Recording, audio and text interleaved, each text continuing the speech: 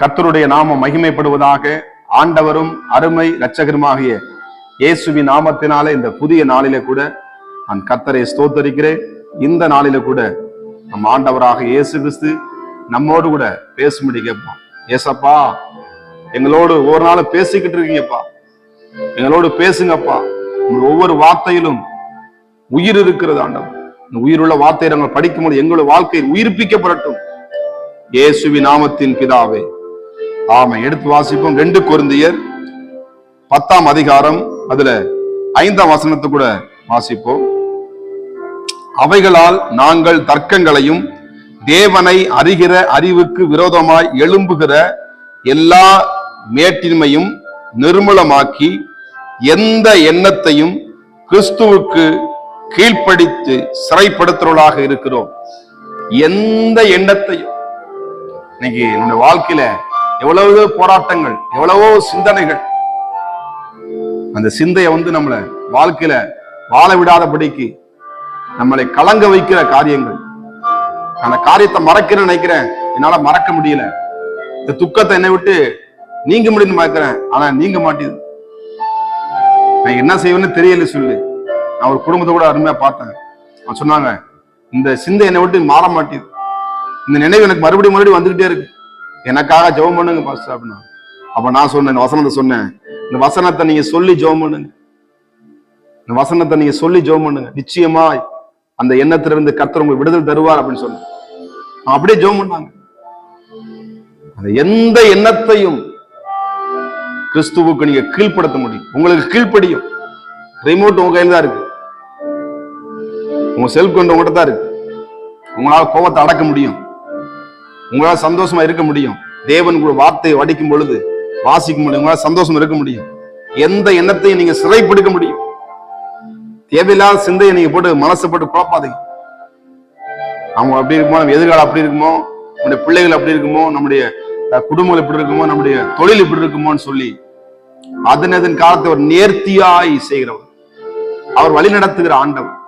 உங்களுக்கு இருக்க சிந்தை, புண்ணியம் எதுவோ, புகழ் எதுவோ, உயர்வுகள் எதுவோ, அவைகளையே சிந்தித்துக் கொண்டிருங்கள் என்று சொல்லப்படும். தோல்வி ஒரு காலம் நினைக்காதீங்க. தாமஸ் எடிசன் பாத்தீங்கன்னா, இந்த பழுப்பு, இந்த கரண்டை கண்டுபிடிக்கிறதுக்கு 1000 முறை என்ன பண்ணாரா, அவர் தோல்வி அடைஞ்சுதான் அவனுடைய நம்ம கரண்டை என்ன கண்டுபிடிச்சாங்க.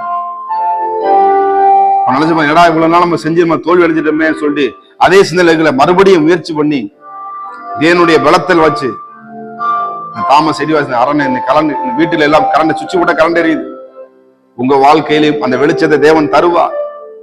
அந்த சிந்தை, வீண் சிந்தையை நீங்க வெறுத்து விடுங்க. வீணான காரியங்களை தள்ளுங்க. பாரமான யாவற்றையும் உதர் நீங்க தள்ளுங்க. மேகம் போன்ற திரளான சாட்சி நம்மை சூழ்ந்து கொண்டிருக்க பாரமான உதர் தள்ளுங்க. இந்த சிந்தையை கத்தவங்க விடுதலை தருவார். பிசாசு இந்த சிந்தை என்ன பண்ணுவான், இந்த சிந்தையை தான் பிடிப்பான். அப்படி பண்ணிட்ட, அப்படி செஞ்சுட்ட, குறை சொல்லி கொடுத்தவங்கள நம்ம மைண்ட் என்ன பண்ணுவான், டைவ் வண்டி ஓட்டும் பொழுதும் வேலை செய்யும் பொழுதும் மைண்டை கொடுத்து இப்படி செஞ்சுட்டே பண்ணிட்டேன், அதை உடனே நீ கடிந்து கொள்ளுங்க. பிசாசு எதிர்த்து நில்லுங்கள், அப்பொழுது அவன் உங்களை விட்டு ஓடி போவான். எழுதப்பட்டிருக்கிறது 4ஆம் வசனம் 10ஆம் வசனம் 4 சொல்லுது, எங்களுடைய போராயுதங்கள் மாமிசத்துக்கு வராமல் அரண்களை நிர்மூலமாக்கத்தக்கதாக தேவ பலமுள்ளதா இருக்கிறார். கர்த்தர் உங்களை அரணாக வைத்திருக்கிறார், உங்களை பலனாக வைத்திருக்கிறார். உங்கள் குடும்பத்தில் உங்க பிள்ளைகள் அரணன் கோட்டையுமாக நடத்துவார். தேவனுடைய ஆசீர்வாதத்தை நீங்க பெற்றுக்கொள்வீங்க. வசனம் எழுதப்பட்டிருக்கிறது, அரண்கள் நிர்மூலமாக்கத்தக்கதான். எந்த எண்ணத்தையும், எப்படிப்பட்ட எண்ணமா இருந்தாலும் சரி, அது எப்பேற்பட்ட எண்ணமா இருந்தாலும் சரி, அது எப்பேற்பட்ட காரியமா இருந்தாலும் சரி,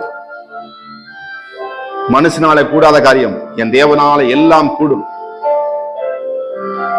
நிறைய சொன்னாரு.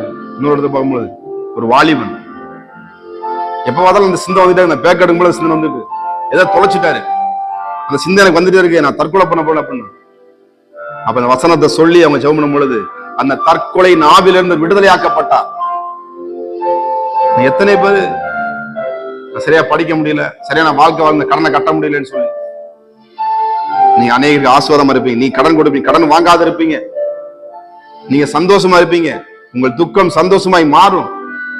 என்னுடைய வார்த்தையை சொல்லப்படுகிறது. எந்த எண்ணத்தையும் கிறிஸ்துவுடன் கீழ்ப்படுத்துங்க. அந்த வார்த்தையை சொல்லி ஜெபம் பண்ணுங்க. வாழ்க்கையில நீங்க ஆசீர்வாதத்தை மேன்மையை பெற்றுக்கொள்வீங்க, தேவனுடைய உயர்வை பெற்றுக்கொள்வீங்க. நம்ம ஜெபம் பண்ணுவோமா?